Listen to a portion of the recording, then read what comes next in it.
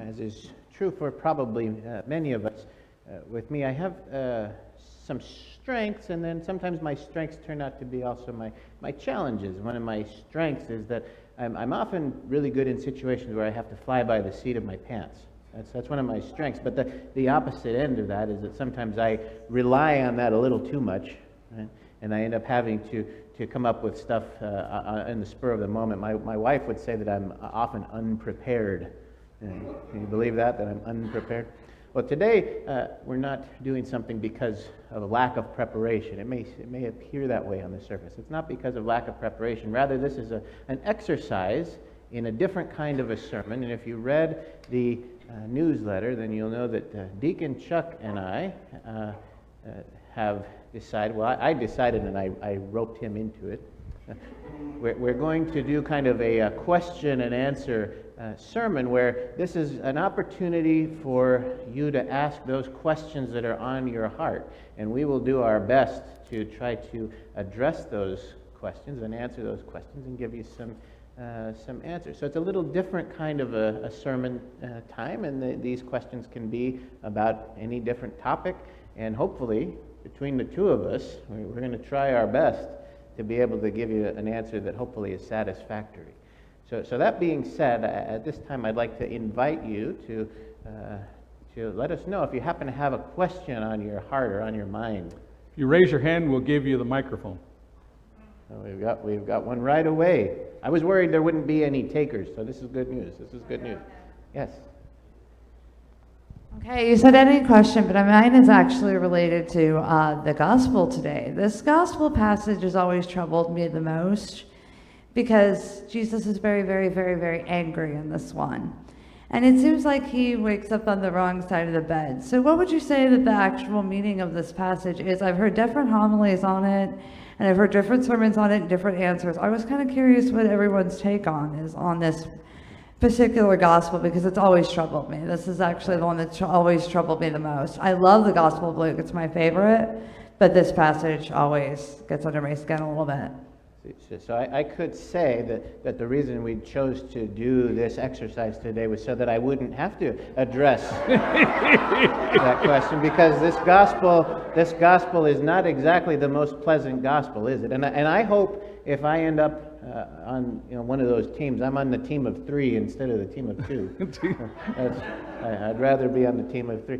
I think this is one of those gospel passages that we have to look at and say, what is Jesus saying? And I think it speaks to us in today's world, especially because I think there can be a tendency, speaking on only for myself, I can have a tendency to think that I'm right and that my way is the only way, right? And I think here we have Jesus kind of saying, hey, come on, guys.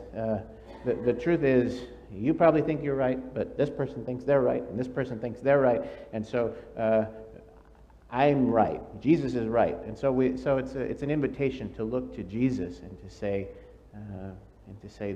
this is where the answers are, right? And we can do our best as His followers to try to follow in what we think He is calling us to do. And that's actually one of the best answers I've heard.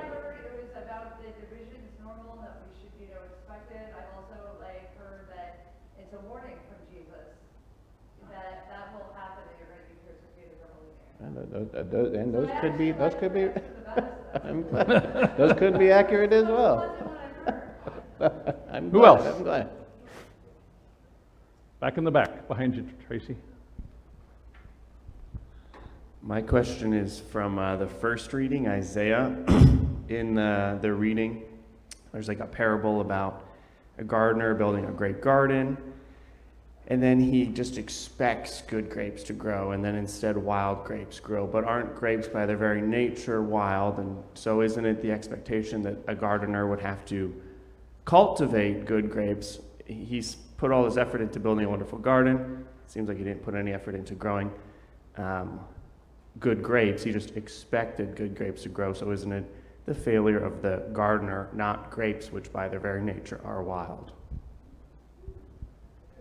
That is a very good question. So just so you know, the 10 o'clock crowd is doing a much better job of stumping the clergy than the 8 o'clock crowd. Do you have a take on that? So And so are the clergy. In our passage, it seems to me like God is the gardener who's built this garden and has the vineyard, and Israel is the people. They're the vineyard, right? And he's cultivated this place. He's worked it. He's sent prophets. He's done all these things, and they're just not listening. They're growing their own way. They're not conforming. They're not staying tame. They're being wild, right? And he's finally said, you know what? That's it. I'm going to break the wall down. You guys can fend for yourself. And how does that work out? Not so good. They have problems for quite a while, don't they? And so we keep ending up in that place too sometimes. We sometimes forget that we're a vine and we're supposed to do some staying on the branch and behaving a little. And we sometimes wander off and do some things that are a little bit like wild grapes. They're not what we expected. Sometimes wild grapes can be pretty good, but mostly it's a problem. And another cool thing is that if you pay attention from week to week, that the Old Testament reading speaks very well to the Gospel reading, and I think there's a little bit of tie-in there. And the New Testament reading, that sometimes they, in my opinion, they try to force it. Right? But the Old Testament reading and the Gospel reading, if you read those together, you'll see a lot of parallels, and that the lectionary drafters were far smarter than I am when they drafted this, and they made it so that it can be in conversation with each other. And I think we're kind of along the same lines there. Yeah, thank you. We have Down front here. Up front here. We're making you do laps, Tracy. He's taking shortcuts. Thank you. You just mentioned the lectionary, and I wonder why there are certain verses and certain chapters of the Gospel that are completely missing from the lectionary. Me too. Sometimes it could be because of trying to emphasize the verse that is left out. They kind of would feel like it would take away from the overall message. My favorite one of these, there's actually one that if you look at the reading, it's missing one verse. And if you go back, and I don't remember which verse it is, but if you go back and look at the verse, like what did they leave out? It says, if anyone leaves anything out of this book, that person is essentially in a state of sin. And I thought, that's an interesting piece to leave out. But do you have a take on that? I think, we have to remember that others made the decisions on what to put in, what to take out. But for the most of the time, what I see is there's like two stories going on at the same time. And so they pick one line, and they pick the one story, and they leave the other story behind. Now, maybe in another year that other story gets picked up. I don't know, I've never looked for that. But it usually has to do with something that's really a bit different from what's going on.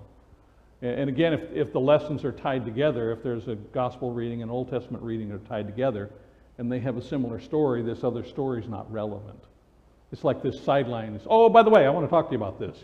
Oh, wait a minute, I'm supposed to be talking to you guys. Shouldn't we want to add some of the rest of the gospel? Well, we don't get to hear all of it. The lectionary never covers the whole gospel. Right. Even in the entire 3 years, we get a pretty good summary, but we don't get absolutely everything.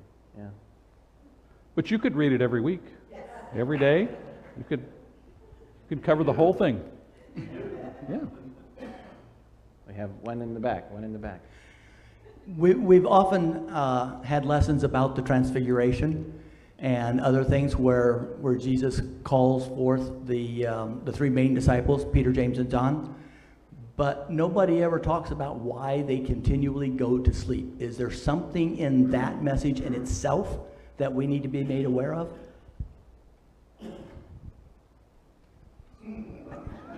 It's your turn.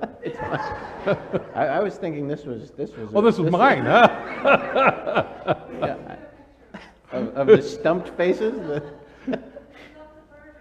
Well, you got it. You know, I don't know about that. I've never thought about it, to be honest. Is that something you've pondered? I'm always suspicious that when Peter and James and John go somewhere, that although it's just the three of them and there are other disciples, they get included, the other guys don't get included. I take that in an editorial kind of way, you know. Peter and James and John and us went to this event. We saw the transfiguration. We were there at the garden. We were praying. Wherever it was, Peter, James, and John and us went. Because we get the story by means of the gospel reading.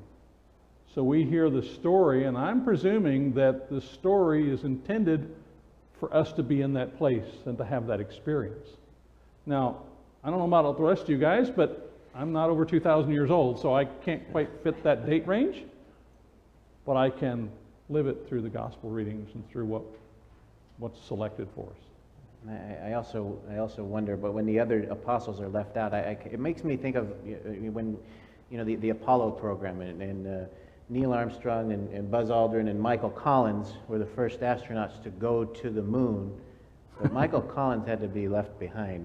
He didn't get to go down to the moon, and so I imagine when Neil and Buzz got back up to the orbiter, and he was like, "Well, guys, how was it?"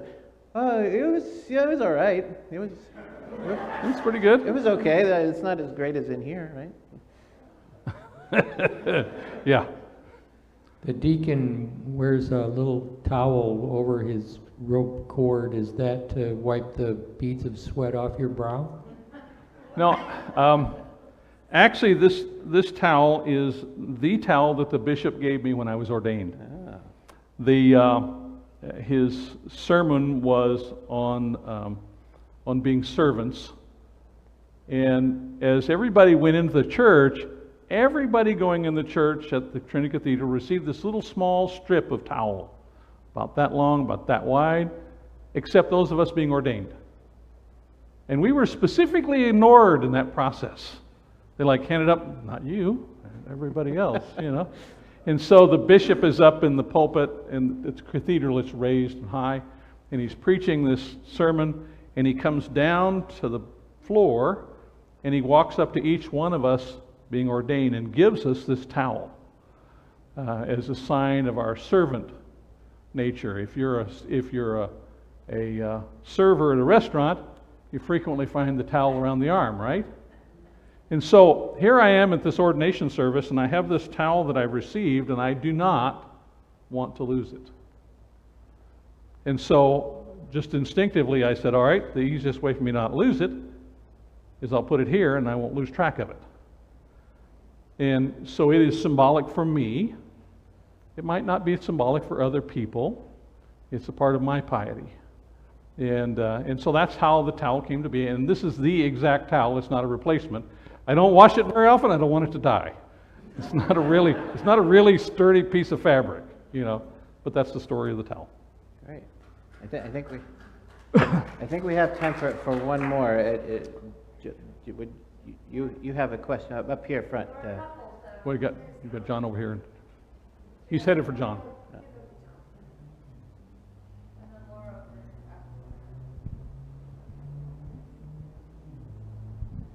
Not to copy Renee, but I also have a question about today's gospel reading. Okay. In this, Jesus says that he's not here to bring peace on earth. And there's another part in the Bible, I think it's in the Gospel of Luke, when he says that he's not here to heal everybody.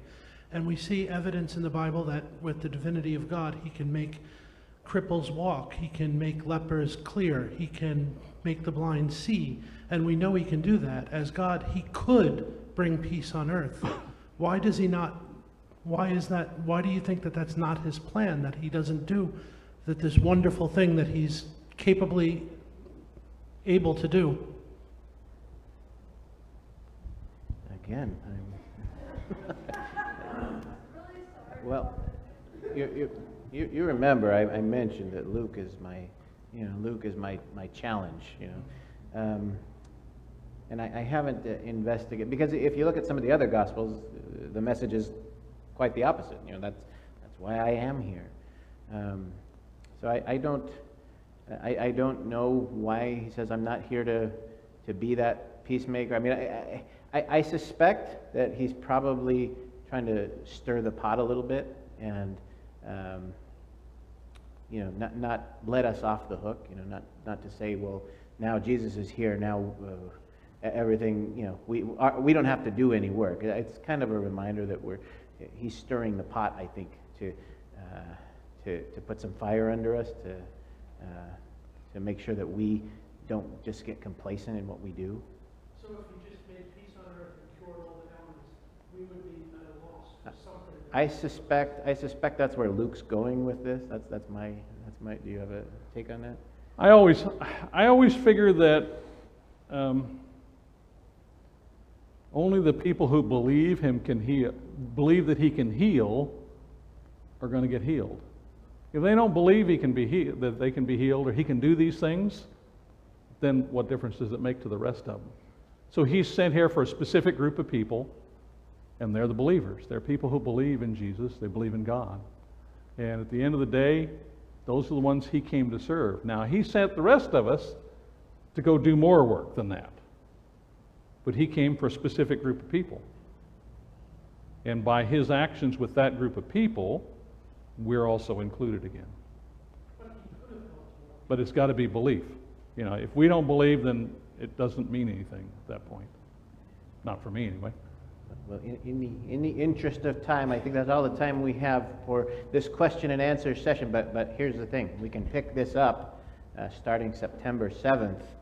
We get to have our education time, so we can build on some of these questions and others when we get together for our education time. So I appreciate you humoring us in this effort to have a little different kind of sermon, and you did a wonderful job of asking us questions and make us think on our toes a little bit. So I appreciate the willingness to try something new and different. Amen.